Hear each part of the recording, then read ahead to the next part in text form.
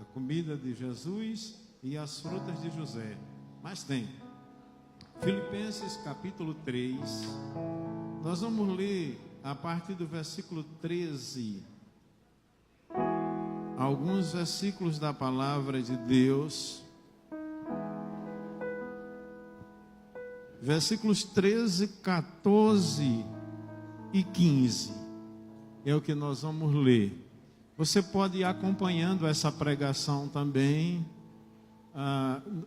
Viu, Abraão? Está dando certo aí, Abraão? Pode acompanhar. Deixa eu ver aí direitinho se dá para ler. Essa aqui pode apagar, não tem problema não. Para esses dois. Não precisa ser toda, mas isso. Esses dois refletores aqui ajudam muito. Quem encontrou, diga amém. Irmãos, quanto a mim, não julgo que o haja alcançado, mas uma coisa faço, e é que esquecendo-me das coisas que atrás ficam e avançando para as que estão diante de mim, prossigo para o alvo pelo prêmio da soberana vocação de Deus em Cristo Jesus. Pelo que todos quantos somos perfeitos, tenhamos este sentimento. E se sentis alguma coisa de modo diverso, Deus também vo-lo revelará. Oremos ao Senhor.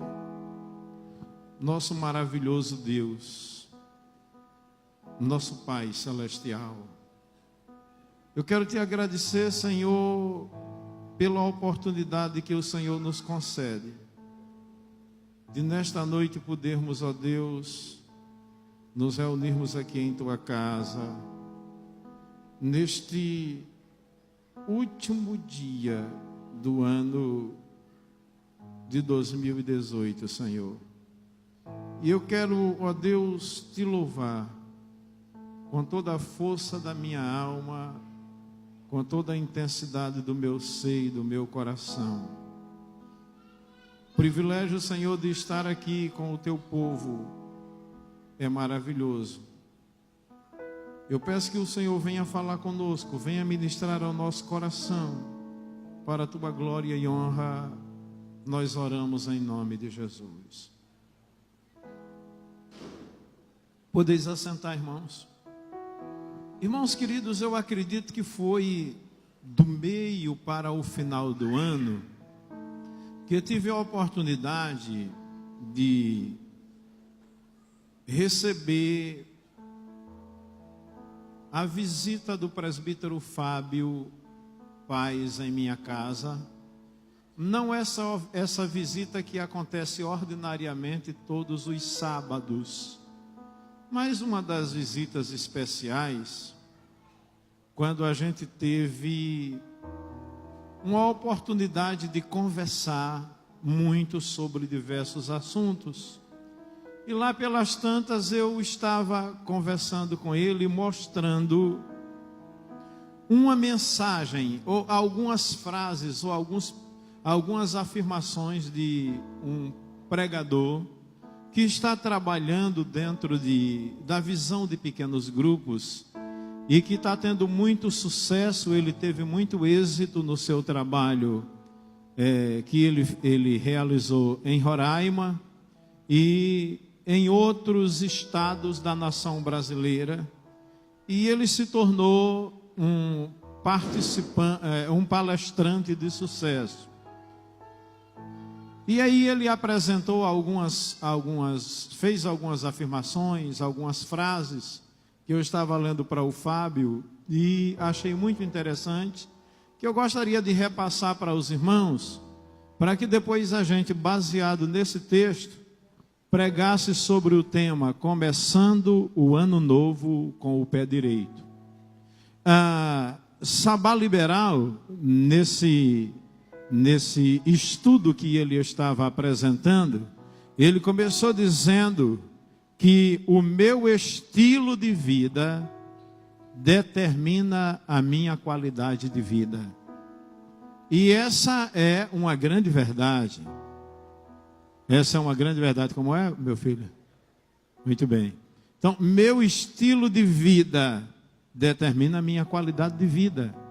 A forma como eu escolho viver vai depender, vai ser a consequência da qualidade de vida que eu vou ter. Logo em seguida, Sabá Liberal disse o seguinte: que tal se em vez de você esperar, no caso ele colocou por 2018, e aí eu fiz a alteração, se você esperar por 2019, se 2019 esperasse por você. São coisas para a gente ir refletindo, porque eu não tenho tempo de como ontem nós tivemos aqui um culto abençoadíssimo, com uma pregação assim, fluindo com muita liberdade, baseado lá na parábola do semeador, e eu só tive condição de pregar sobre os 2 solos, e depois é que eu vou terminar a mensagem de ontem. Então, hoje a gente não vai ter muito tempo para isso, mas assim, coisas fortes para você pensar. Outra coisa, em vez de falarmos que 2019 vai ser melhor, que tal você decidir, eu serei melhor em 2019? Em vez de desejar que 2019 seja um ano excelente, que tal você decidir ser uma pessoa excelente no ano de 2019? Meus queridos, e aí ele pergunta, ele continua: em vez de eu perguntar o que 2019 me reserva, que tal você fazer uma lista apresentando o que eu reservo para o ano de 2019? Em vez de esperar e dizer, tomara que 2019 me traga,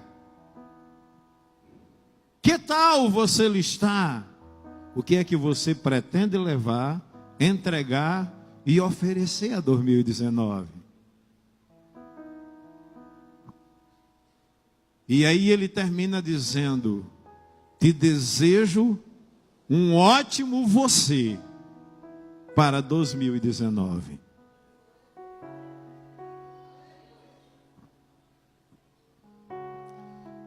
Por que é que ele fez essas afirmações que eu entendo que são bem importantes?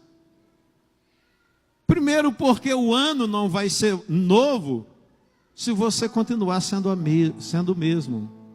Se você continuar fazendo as mesmas coisas de sempre. Segundo, porque o que torna um ano novo diferente não é o mero fato dele ser novo, mas são as nossas escolhas e as nossas decisões acertadas. Em terceiro, porque entrar um ano novo sem fazer decisões de mudar, sem ter alvos, sem fazer os reparos devidos em sua vida, sem fazer consertos, você vai estar dando continuidade à mediocridade da vida velha. E você tem que decidir, como diz Charles Schindler, no livro bem pequenininho que ele escreveu, porém muito profundo. E lá ele te ensina como viver acima da mediocridade. O texto de Filipenses, que foi o texto que a gente escolheu para ler aqui, 13 e 14, vai nos mostrar como é que a gente pode ser bem-sucedido em nossa vida.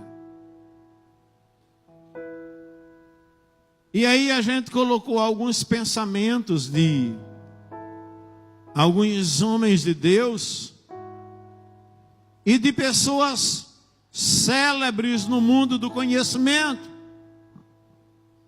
que afirmam que quem não muda com o tempo é punido pela vida.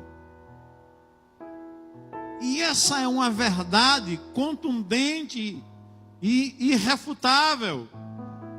Quantas pessoas que têm a sua vida ceifada prematuramente, porque receberam tantas orientações, receberam tantos conselhos, de que se continuassem vivendo daquele modo de vida que ele estava trilhando, que ele estava caminhando, ele morreria prematuramente, mas ele não quis.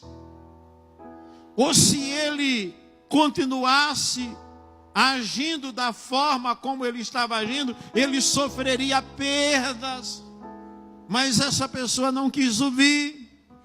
E aí a vida chega e pune a pessoa. Gente, e realmente a vida é implacável. Sabe por quê? Porque o tempo passa. E o tempo passa muito rapidamente. E aí daqui a pouco você começa a reviver algumas reminiscências de sua vida. E começa a pensar, meu Deus, se eu tivesse ouvido os meus pais, se eu tivesse ouvido o meu mestre, o meu professor, se eu tivesse me comportado de uma forma diferente no meu trabalho, no meu emprego, se eu não tivesse entrado por esse caminho, eu não teria me tornado dependente, hoje eu não estaria sofrendo. Mas aí a gente tem que entender que o tempo não volta. Como afirmou Cassimiro de Abreu, o poeta da saudade, que morreu tão novo, mas foi tão saudosista, quando ele dizia e afirmava com muita propriedade: ó, que saudade que eu tenho da aurora da minha vida, da minha infância querida, que os anos não trazem mais. Que amor, que sonhos, que flores, naquelas tardes fagueiras, à sombra das bananeiras, debaixo dos laranjais. Como são belos dias do despontar da existência, respira a alma a inocência, como perfumes à flor. O mar é um lago sereno, o céu é um manto azulado, o mundo um sonho dourado, e a vida um hino de amor. Mas aí no desenrolar da sua poesia, ele vai chegar e vai fazer algumas afirmações dolorosas. Ele diz: agora, nessa minha etapa da vida, ao invés de ter os beijos da minha irmã, as carícias da minha mãe, o afago dos meus familiares, eu estou envolvido nesse mundo de mágoa, de tristeza e de solidão. Porque o tempo passa e nós voamos. A Bíblia vai considerar a nossa vida como a erva, como a flor do campo, que nasce, que desabrocha, mas rapidamente seca-se e murcha. E o salmista ainda diz que nós somos consumidos pela ira de Deus. Mas aí no versículo 11, 12 do Salmo 90, ele faz um pedido a Deus. Ele diz: ensina-nos a contar os nossos dias, para que alcancemos corações sábios.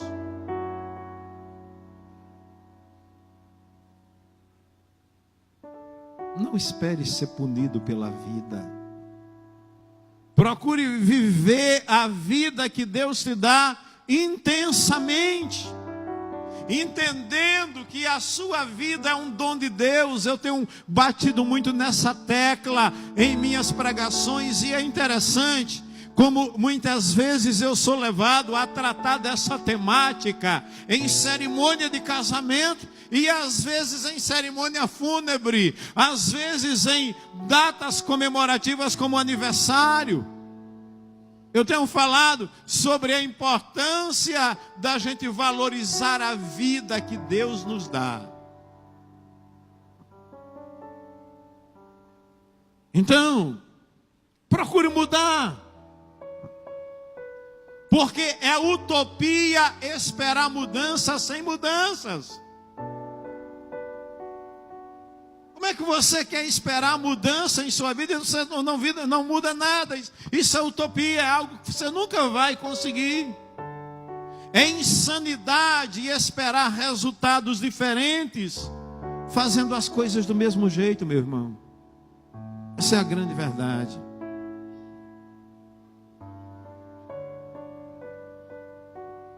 Então, meus queridos, eu gostaria de, baseado nesse texto que a gente leu, trazer algumas informações, fazer algumas afirmações, baseado nas palavras de Paulo. A primeira afirmação que eu gostaria de fazer aqui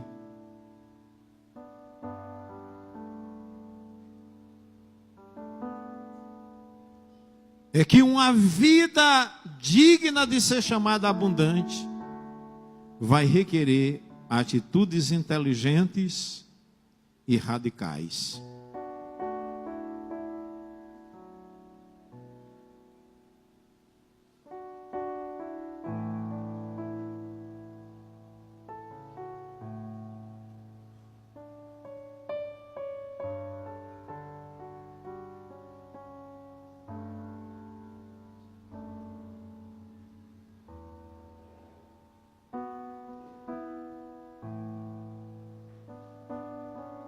Tiago Brunet disse que não importa o tamanho do seu talento. Ele diz que é o seu comportamento que define aonde você vai chegar. E o que é o nosso comportamento?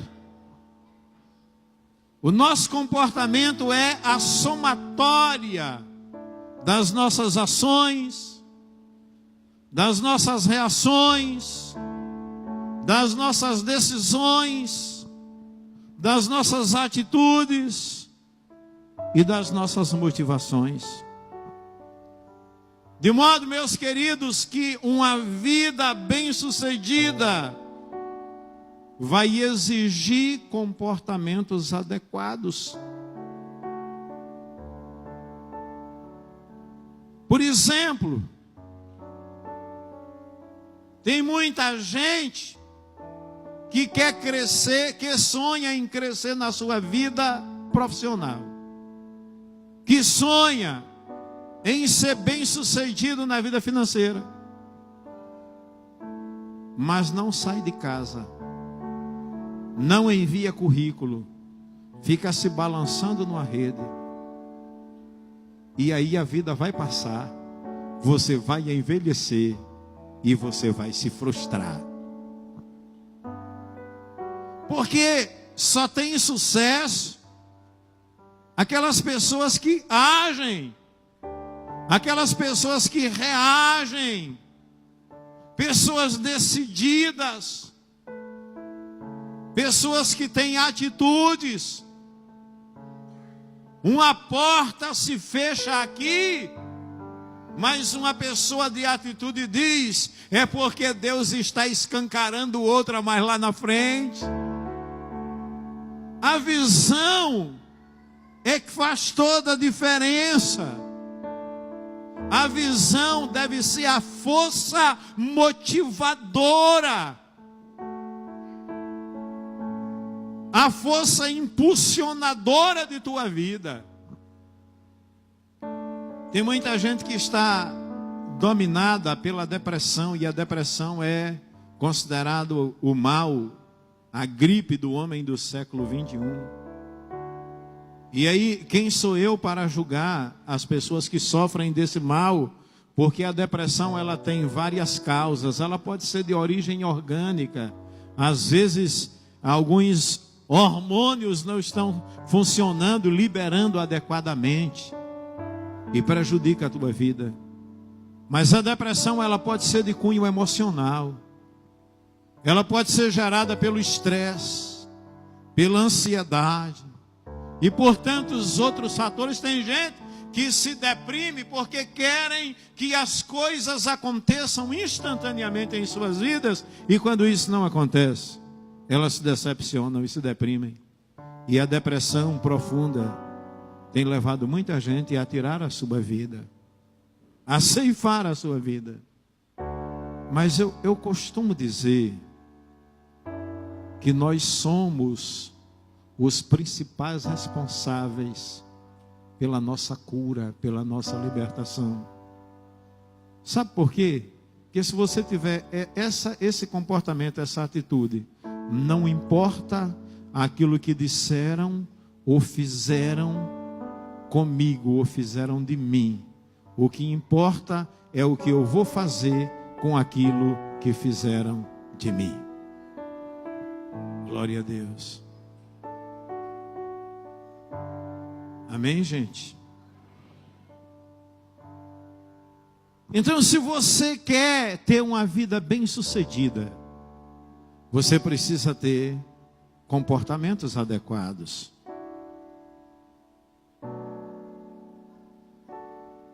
São suas atitudes que determinarão a sua altitude. Veja bem, Deus não faz acepção de pessoas, mas faz acepção de atitudes.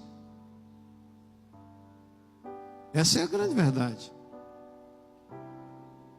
Ao invés de você ficar se lamentando, chorando pelos cantos da parede, vá à luta, haja. Eu me lembro que a gente estava participando de um treinamento há alguns anos atrás, e um dos palestrantes era o pastor Jeremias, da 8ª Igreja Presbiteriana de Belo Horizonte. E lá pelo um dos pontos da mensagem, perguntaram qual era o segredo do sucesso ministerial. Claro que além de oração, além de jejum, além de uma vida de consagração.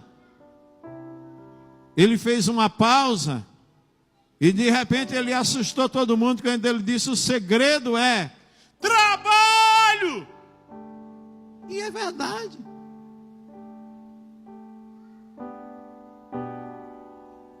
É trabalho. É arregaçar as mangas. E esse princípio se aplica a todas as áreas da vida. Tem gente velha que é nova. E tem gente nova que é velha. Tem gente que não está tendo nada ainda na vida, mas considera um sucesso. E tem gente que já conquistou tanta coisa, mas é um fracasso.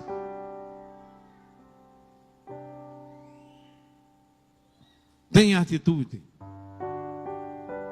Segunda coisa que você precisa fazer é ser transparente. Amém, gente? Ser transparente.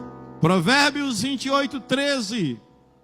Salomão diz que aquele que encobre suas transgressões nunca prosperará, mas aquele que confessa e deixa alcançará misericórdia. Então, meus queridos, aprenda uma coisa: definitivamente ninguém vence um pecado ou uma área de fraqueza de sua vida sozinho.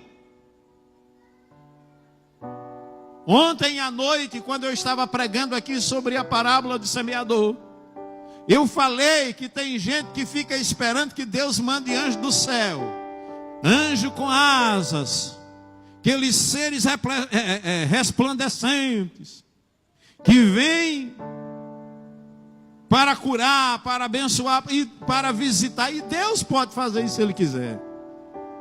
Mas você sabe, Quem é que Deus quer usar para ser instrumento de cura em tua vida? Deus quer usar o John aqui, ó, para ser instrumento de cura em minha vida. Deus quer usar o irmão que está aí ao seu lado para ser instrumento de cura em tua vida. A igreja deve ser essa comunidade terapêutica. A igreja deve ser essa casa de misericórdia, esse local que acolhe os inacolhíveis, que abraça os inabraçáveis, que acredita que cada ser humano pode ser transformado pelo poder do amor, encarnado, revelado em Jesus Cristo, manifestado e derramado na cruz do Calvário. Agora tem uma coisa: não confesse suas fraquezas para qualquer pessoa, porque a Bíblia diz: confessai as vossas culpas uns aos outros. Primeiro eu devo confessar os meus pecados a Deus, é Ele que me perdoa.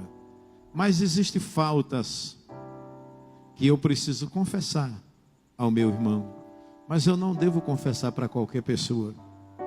Eu devo confessar para alguém que pode me ajudar, para alguém que pode me fortalecer, para alguém que pode me dar uma palavra de ânimo, para alguém que possa orar por mim e dizer: pode contar comigo, porque eu estou com você para o que der e vier.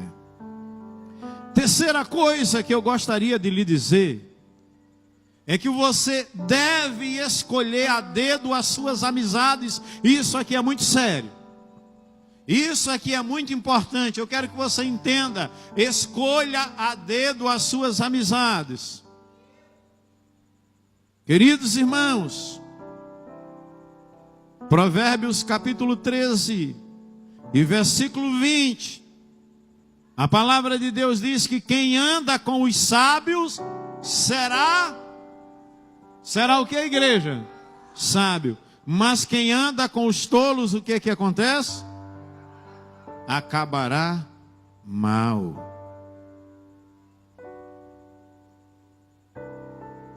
Se a gente escolhesse o livro de Provérbios para ler, pelo menos um capítulo por dia, dentro de 30 dias, são 31 capítulos, em um mês você teria lido. Mas leia, estudando, meditando, mastigando, ingerindo, digerindo, deixando aquelas palavras penetrar em tua vida, interiorizar em tua vida, faria uma grande diferença.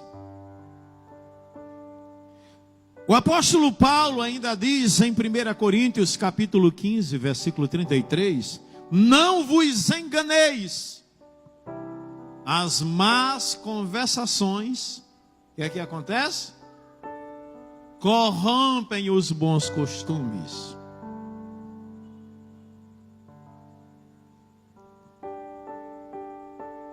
E aí tem algumas frases fortes. Primeiro, cuidado com amizades profundas com gente rasa. Segundo, fale de Jesus a todos.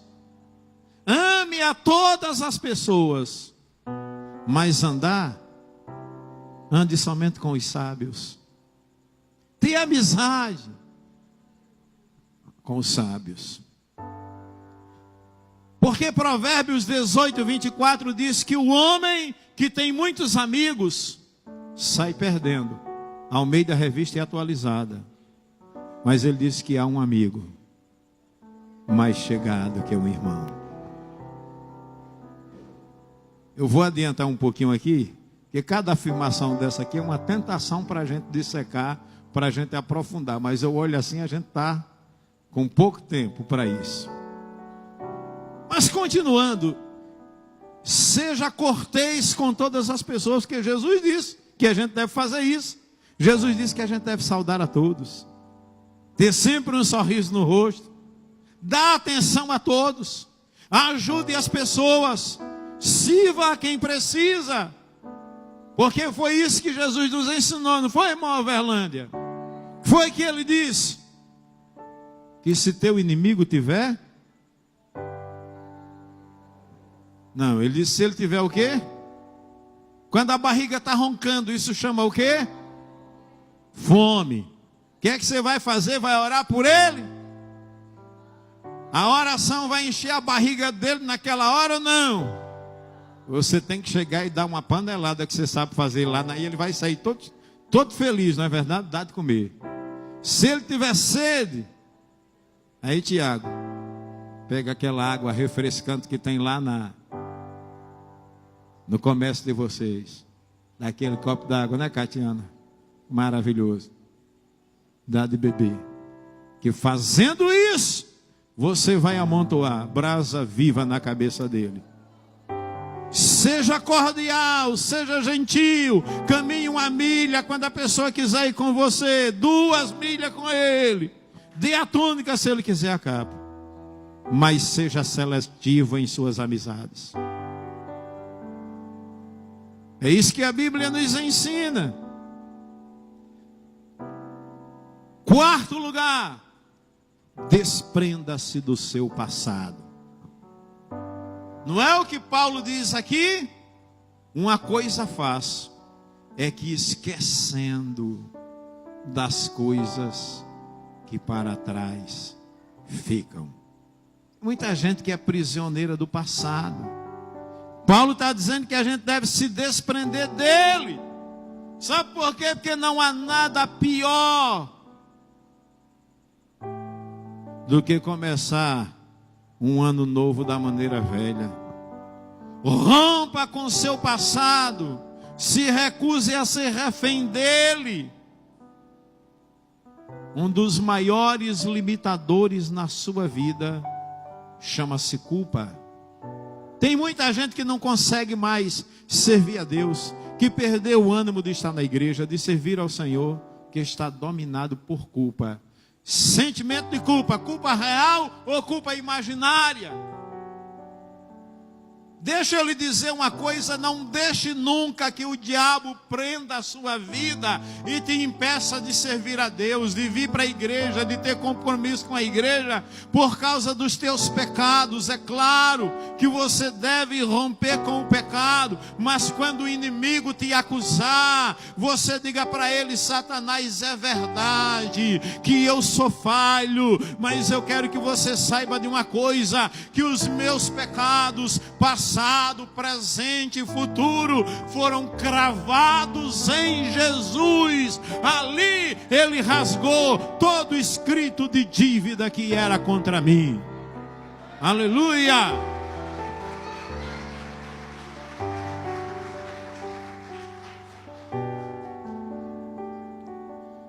Ou você pensa que o Deus que te escolheu, que não foi você que escolheu servir a Deus, não. Foi Deus que escolheu você. Jesus disse: não fostes vós que me escolhestes a mim, mas eu que vos escolhi a vós, e vos nomeei para que vades e des frutos, e o vosso fruto permaneça. Você está pensando que o Deus que te chamou, Ele te chamou porque você é bonzinho, porque você é perfeito? Porque tem gente que diz: não, pastor, primeiro eu preciso consertar a minha vida para poder entregá-la a Jesus. Quem disse que é você que tem que fazer alguma coisa, consertar a tua vida? Ou você acha que o Deus que te chamou, Ele não conhece teu passado, presente e futuro? Ele sabe os erros e os acertos que você vai dar ao longo da caminhada da sua vida. E mesmo sabendo as grandes falhas, os grandes pecados que você cometeria, Ele não desistiu de você e não deixou de te amar. Muitas vezes o maior problema é você mesmo. Então você precisa se livrar do passado e se livrar desse sentimento limitador chamado culpa.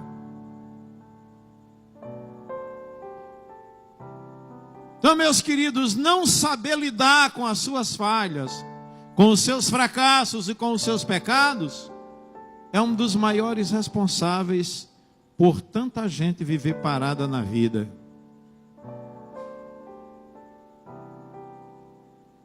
Por isso que o apóstolo Paulo vai dizer em Filipenses capítulo 3, versículo 13 e 14: irmãos, eu não julgo haver alcançado o nível de perfeição, Mas eu faço uma coisa: eu me esqueço das coisas que para trás ficam, eu vou deixando para trás. Sabe o que é que eu faço? Eu vou avançando para as que diante de mim estão, e aí eu vou prosseguindo para o alvo, para o prêmio da soberana vocação de Deus em Cristo Jesus. E aí o profeta Isaías, no capítulo 43, versículo 18, diz para a nação de Deus: não vos lembrei das coisas passadas, nem considerei as coisas antigas. Só há uma forma do passado não te acompanhar. O que é que você tem que fazer? Abandoná-lo. Não há mais nada a ser feito acerca do seu passado, a não ser colocá-lo debaixo do sangue de Jesus e esquecê-lo. Não se deve continuar montado em um cavalo morto.